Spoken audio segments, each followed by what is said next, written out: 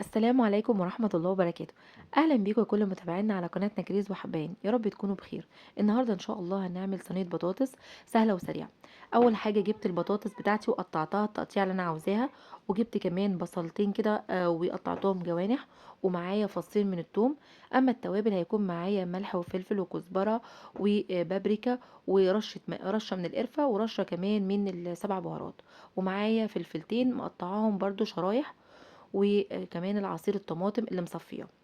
هحط بقى اجيب الصينيه بتاعتي اللي انا هشتغل فيها وهعمل فيها البطاطس، احط الثوم والبصل وكل التوابل. طبعا كميه البصل والثوم والتوابل بتحدديها حسب كميه البطاطس اللي حضرتك هتعمليها. هبدا بقى ادعك كل المكونات دي ببعضها. انا عاوزه انزل العصاره والميه بتاعه البصل، وطبعا ما انساش احط معلقتين كبار من الزيت وانا بعمل الخطوه دي. هدعكم بقى كويس قوي لحد زي ما قلت لحضرتك ان انا انزل العصاره بتاعه البصل. طبعا الطريقه دي مختلفه تماما عن الطريقه اللي احنا بنعملها، بتاعه ان انا بشوح البصل والثوم وبعد كده احط البطاطس واديها تشويحه كده مع المكونات كلها. وهنا بقى حطيت الفلفل وبدات اقلب كل المكونات كده مع بعضيها. طبعا انا ما حطيتش الفلفل في الاول وانا بدعك البصلايه، لان انا ما كنتش عاوزه الفلفل يتكسر معايا او يتهري، عاوزاه يفضل سليم كده.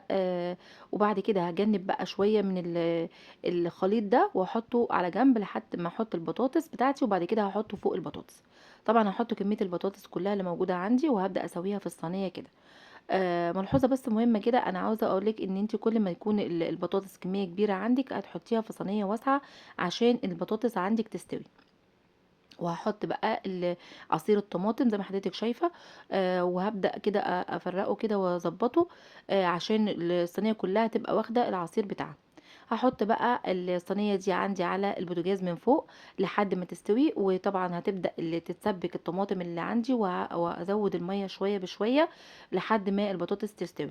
وبعد كده هدخلها الفرن تاخد بقى وش حلو كده، واقدمها بالهنا والشفا.